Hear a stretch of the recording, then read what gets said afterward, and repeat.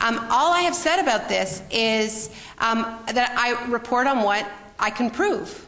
And I can't prove it, so I'm not reporting on it. But I can prove that this administration invaded Iraq based on lies, illegally, and that act has led, by the latest respectable accounts, to the deaths of more than 1 million Iraqis. And I don't understand why that is not enough to impeach Bush and Cheney. I don't. I mean, I'm not. I mean, honestly, I know that the questions are real. But I also think that there's a deferral that goes on where it's like, if only we could prove this, if only we could prove that it was American lies. And I don't agree. Naomi, there is. Look at it. Okay, you've made. I'm giving you my answer. Okay? So I would appreciate if you were respectful. You're next. The next audience member asked about Naomi Klein's comments about being angry with those who say the Bush administration is incompetent, mentioning a conversation with her students about the usefulness of scorn as a position in this struggle, and asking if scorn offers a kind of detachment or complicity, and if there might be other identities or positions we might adopt, and if Ms. Klein had any thoughts about some right-wing Christian organizations that say democracy is evil, and how that might fit in with this stance of detachment and scorn. Yeah, just so people know, we have to end in 15. So, I think that your question. There was an earlier question about the incompetence and whether the sort of hardcore ideologue types like Grover Norquist, are they genuinely angry at the Bush administration for budgetary mismanagement? Are they really incompetent? And your question about scorn, I think, is really interesting. Scorn and I suppose ridicule would be another way of what you're referring to. And I tend to agree with you, or I think what you're suggesting, that there's something disempowering about the stance of just sort of laughing at this administration. And it is interesting that if we think about how much of the highest profile dissent satire now. And I'm a big fan of The Daily Show and Colbert, but I don't think it replaces, nor should it replace, a much more serious stance of disgust and rage, not just laughter. And it may very well be replacing it somehow, acting as some sort of a release. I think humor has to be part of any movement, but there's I think something different between sort of between the kind of humor I'm talking about and the ridicule and the constant ridicule, really.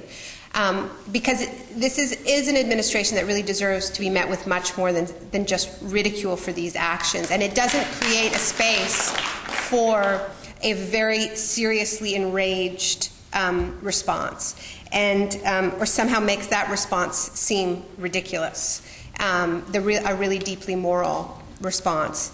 And but in terms of the incompetence, I don't believe that the true believers like Norquist really are all that mad at the Bush administration. Especially if we think about Norquist's collusion with Abramoff and how ready he was to be part of this kind of crony capitalist.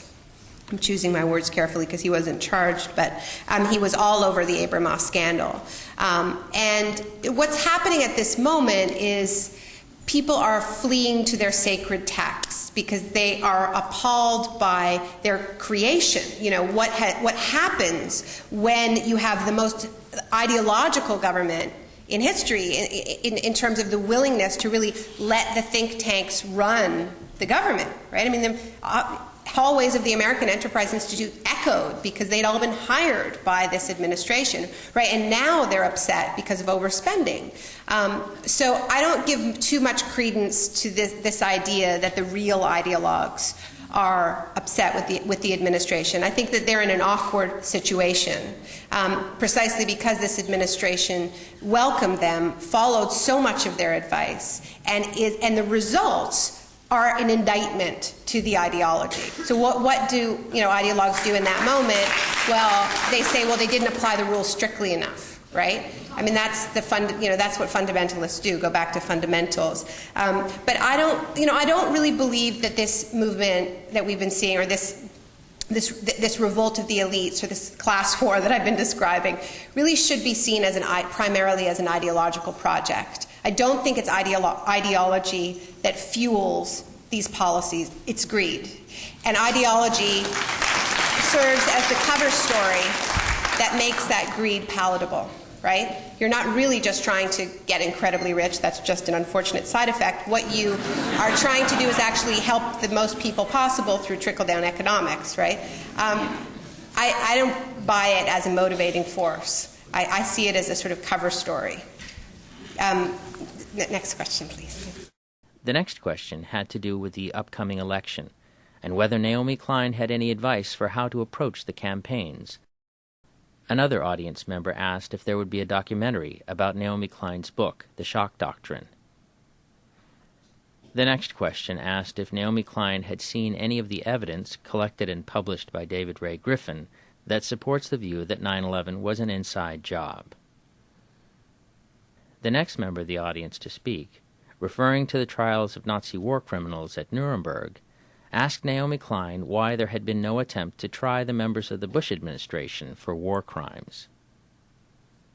Another audience member asked whether the commercial media intentionally create confusion, putting us into a state of confusion, which is itself a form of shock. The next question was from a member of the local PDX Peace Coalition, asking Naomi Klein to sign the petition supporting the local campaign to make Portland, Oregon, a sanctuary city for GI resistors for U.S. soldiers refusing to serve in Iraq. Yes. Your very, very first signature will come from the daughter of a draft dodger.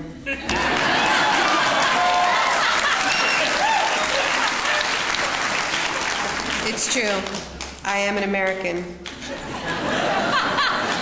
I have dual citizenship. We came to Canada in 1967.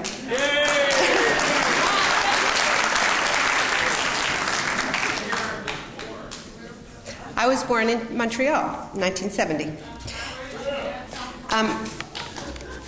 Where? Newark, New Jersey. That's where my dad's from. My mom's from Philadelphia.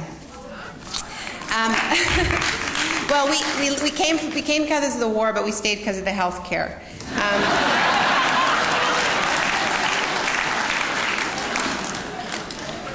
There are a lot of questions. I'm going to finish this. Yeah, you can take it. Finish it later. Yeah, you got the idea.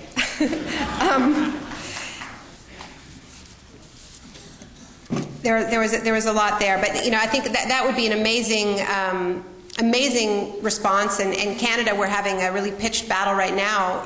My family did come to Canada because we happened to have had a prime minister at the time that said that Canada should be a refuge from militarism, and we have a very different prime minister now, so it's really a battle whether the war resistors are going to be able to stay, and it's a really crucial piece of the struggle. I'm going to get through these questions now, and then we're okay. Yeah.